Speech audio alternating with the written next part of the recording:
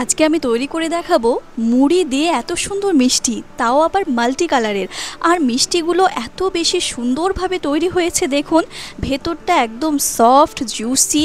আপনারাও যদি আমার মতো করে এইভাবে একদিন মুড়ি দিয়ে মিষ্টি বানিয়ে খান, আশা করছি অনেক ভালো লাগবে। তাহলে দেখুন এখানে পরিমাণ মতো মুড়ি নিয়ে নিয়েছি। এখন মুড়িটি আমি গুঁড়ো করে নেব, তার জন্য গ্রাইন্ডার জারে দিয়ে দিলাম। বাড়িতে থাকা মুড়ি যদি কখনো একটু নরম হয়ে যায় আর যদি কেউ খেতে না চায়, তাদেরকে এইভাবে মুড়ি দিয়ে মিষ্টি বানিয়ে খাওয়ান, ভীষণ পছন্দ করবে। তো এখানে দেখুন আমার মুড়িটি গুঁড়ো করা হয়ে গেছে, আমি চেলে নিচ্ছি।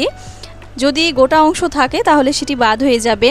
এখন দিয়ে দিচ্ছি হাফ কাপ গুঁড়ো দুধ। 10 টাকা দামের 2 প্যাকেট গুঁড়ো দুধ আমি এখানে নিয়েছি।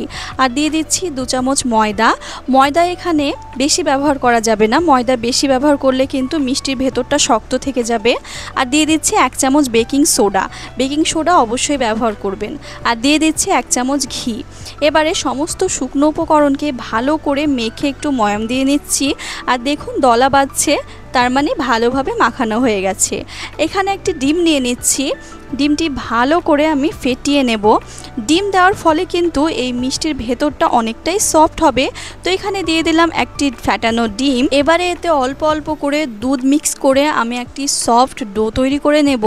আসলে এই মিষ্টির ডো কিন্তু অনেকটাই সফটভাবে তৈরি করতে হবে, মানে হাতের সাথে লেগে উঠে চলে আসবে, একদম স্টিকি ডো তৈরি করতে হবে, তাহলেই মিষ্টির ভেতরটা সফট হবে। তো এখানে পুরোপুরি আমি 1 কাপ দুধ দিয়ে দিলাম। ভালো করে মেখে একটি সফট ডো তৈরি করে নিচ্ছি। এখন আমি ডোটি 10 মিনিটের জন্য ঢাকা দিয়ে রেস্টে রাখছি, ততক্ষণে হালকা একটু শক্ত ভাব হয়ে যাবে।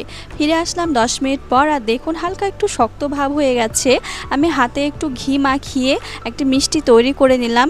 দেখুন সমস্ত মিষ্টি আমার তৈরি করা হয়ে গেছে। এখন আমি মিষ্টিগুলি ভেজে নেব, তার জন্য কড়াই দিয়ে দিচ্ছি তেল। আপনারা চাইলে তেল এবং ঘি একসাথে মিক্স করেও কিন্তু ভাজতে পারেন। আর তেলের টেম্পারেচার কিন্তু ওয়ার্ম রাখতে হবে, মানে আপনি আঙুল দিয়ে টাচ করতে পারবেন সেই রকম। তো একে একে সমস্ত মিষ্টি আমি দিয়ে দিচ্ছি দেখুন। আর গ্যাসের ফ্লেমটি এই মুহূর্তে একদম লো রাখতে হবে। হাই হিটে দিয়ে মিষ্টি কিন্তু কখনোই ভাজবেন না। তো দেখুন এখানে মিষ্টি দেওয়ার পরে আপন মনে তেলে বাবলস চলে এসেছে। এখন কিন্তু চামচ দিয়ে নাড়াচাড়া করা যাবে না, মিষ্টিগুলি কিন্তু আপন মনে ফুলে ফ্লিপ হয়ে যাবে। তো দেখুন এখানে সাদা কালারের যে মিষ্টি বানাতে চাইছি আমি, সেগুলি হয়ে গেছে, আমি তুলে নিচ্ছি। কিছুক্ষণ ভাজার পরেই গোলাপ জামুনের কালারের যে মিষ্টি, সেগুলি হয়ে গেছে, আমি তুলে নিচ্ছি। দেখুন কত সুন্দর লাগছে। এবং সর্বশেষে তুলে নিচ্ছি কালো জামুন কালারের যে মিষ্টি, সেইগুলি। সমস্ত মিষ্টি আমি ভেজে তুলে নিয়েছি। এখন আমি এটি ঠান্ডা করতে রেখে চলে যাব চিনির শিরা তৈরি করতে। তো শিরা তৈরি করার জন্য এখানে নিয়েছি 1 কাপ চিনি, আর সেম ওই কাপে দিয়ে দিচ্ছি 4 কাপ পানি। তো শিরাটি কিন্তু এইভাবেই তৈরি করতে হবে, মানে চিনির তুলনায় কিন্তু পানিটা 4 গুণ বেশি রাখতে হবে, তাহলেই মিষ্টির ভেতরে শিরা প্রবেশ করবে আর মিষ্টি ভালোভাবে তৈরি হবে। আর ফ্লেভারের জন্য নিয়েছি 5টি ছোট এলাচ। তো ভালো করে সমস্ত কিছু মিক্স করে নিচ্ছি একবার। চিনি ভালোভাবে গলে যাওয়ার পরে শিরা যখন টকবক করে ফুটে উঠবে, তখন এর মধ্যে মিষ্টিগুলি দিয়ে দেব। তো দেখুন চিনির শিরা এখানে ভালোভাবে ফুটে উঠেছে। এখন আমি মিষ্টিগুলি দিয়ে দিচ্ছি। খেয়াল রাখতে হবে চিনির শিরা যেন ঘন না হয়ে যায়। তো এখন আমি মিষ্টিগুলি দেওয়ার পরে ঢাকা দিয়ে দিচ্ছি 15 মিনিটের জন্য। ফিরে আসলাম 15 মিনিট পর। এখানে মিষ্টিগুলি আমার পুরোপুরি তৈরি হয়ে গেছে।